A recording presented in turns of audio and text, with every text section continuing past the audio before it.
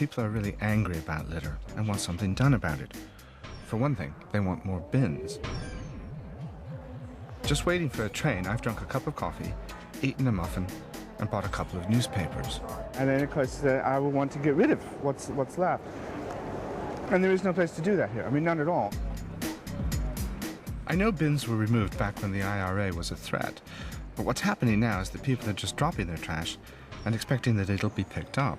We're implanting a kind of subliminal message to a whole generation of people that what happens when you're finished with your products is you put the packaging down beside you and you get up and walk away from it, and someone else will come along and deal with it.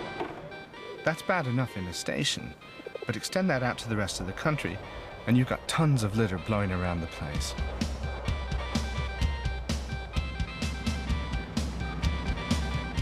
The first time I came to Liverpool, I said the city looked like it was in the middle of a festival of litter. The litter's still here, but what has changed is the will to deal with it. Liverpool now spends £7.5 million a year on clearing its streets of litter. But one of the most stubborn problems is chewing gum. And gum perfectly illustrates why I think we're going wrong with litter in this country. The worse the mess gets, the more we spend on clearing it up. Hi, I'm Bill. Right. You're Tommy. Tommy, my name's Tommy. Liverpool has spent £73 million on smartening up its streets for its year as capital of culture.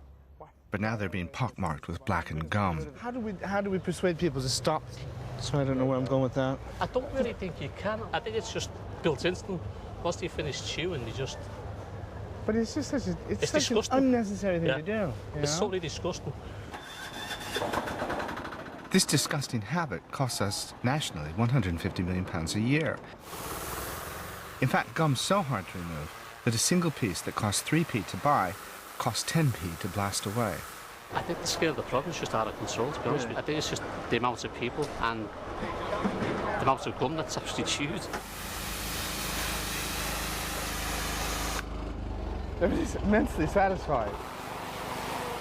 It's absolutely heartbreaking and preposterous that it should be necessary for grown men to go around the city streets with guns like this, trying to get rid of what's there.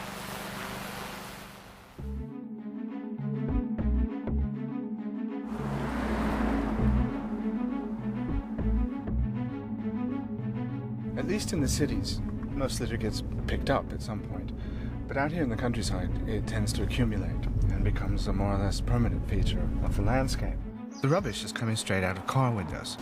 Half of people admit to throwing litter out as they go, and there are no street sweepers out here. How anybody could trash a country as lovely as Britain is really beyond me. Things have got so bad that the Highways Agency now spends £500 million every year just clearing up main roads. When you're driving, you probably only see about a third of the litter that's present. So if you drove down here, you'd probably think, oh, it's a nice clean lane. But it's not. It's covered in litter. Tim Barnes is one of a growing band of campaigners who are taking matters into their own hands and going out on litter picks. He'd much rather that his local council tackled rural litter, but finds that faced with a list of other needs, councils often ignore the hidden trash. In an urban environment, if they don't do a good job of keeping our streets clean, they know they'll have councillors on their back complaining about it. At the moment, this environment, nobody's complaining about it too much, so it's not high up the agenda. So if I were to make you ruler of Britain with autocratic powers, what would you do? Well, actually, at least half of what we pick up in the countryside are tins and bottles, okay?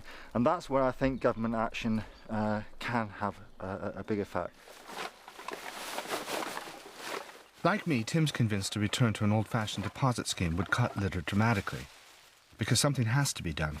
In just half a mile on a single quiet country lane, we collected 4 full bags of rubbish. If you just imagined pouring out all the litter from all the roadsides, both sides of the roads, everywhere in the country, and just think of the pile you would have. It's just unbelievable. The conclusion you come to be honest, is that our roads are our new landfill. Well over half the litter we collected from this new landfill was drink containers, 120 bottles and cans in just an hour or so's work. So this is the stuff that would actually be impacted by a bottle bill. So if we put 10p deposit on all of these, firstly we would get around £10 for our less than hour's work. But also in the States, where they've applied bottle bills, between 70 and 80% of their cans and bottles litter has disappeared. So that would make really a significant impact on the litter that we've picked today. Exactly. Deposit schemes already work for 350 million people around the world. But here, the Department for the Environment quoted figures supplied by the drinks industry of between £4 and £7 billion to set one up. They're wary of deposit schemes. They died out because of changing behaviour patterns and because the commercial bodies that were actually dealing with the deposit schemes found them uneconomic. So there's a really big question as to whether they could now be reintroduced, whether they would affect our recycling rates and our behaviour at home, which is already improving so much. So I have asked for a further study, and we're going to look at this and see if this is the best way forward. How many more studies do they need? In 2004, the government funded a study that came out very positively in favour of a bottle deposit law, and now they're talking about doing another. It's not that big a problem. Many countries, Australia, New Zealand, Canada, the US, have dealt very effectively with litter. But it's more than just a matter of stopping people dropping it. It's got to be picked up once it is dropped.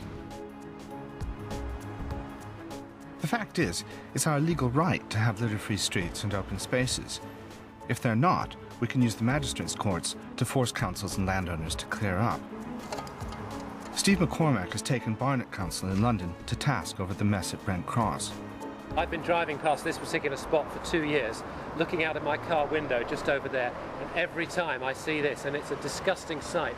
There are people living just yards over there. Children come and play on their bikes here. This area here, one person, I can't really make a difference here. That's why I got onto the council a few days ago, who are responsible for this. They have a legal responsibility to keep this clean, and I want them to do something about it. I've been having a go at complaining too. This is my local Waitrose car park in Norfolk, and the car park itself is usually always really, really tidy, but this particular corner of it is always a mess, and it is notable that an awful lot of this stuff here is clearly Waitrose. I wrote to Waitrose pointing out that this area was chronically a mess and asked them to do something about it. Their reply essentially accepted no blame. We're sorry that you were so disappointed by the condition of the areas surrounding our Wyndham branch.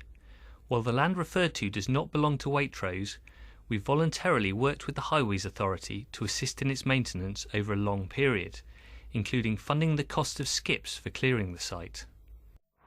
So you can really understand why people got frustrated, because this has been very frustrating for me, and I was riding as the president of Campaign to Protect Rural England, so I was more or less guaranteed some kind of a response.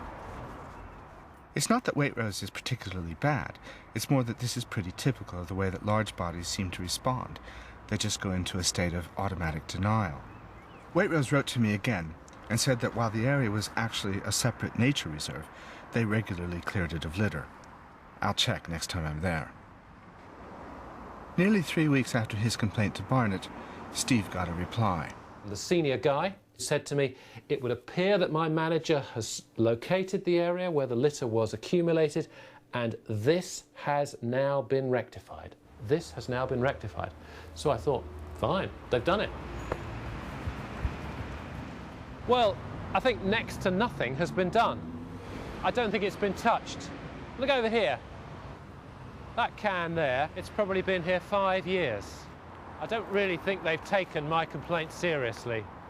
It wasn't until Steve threatened Barnet Council with an abatement order that, 7 weeks later, the mess was eventually cleared away.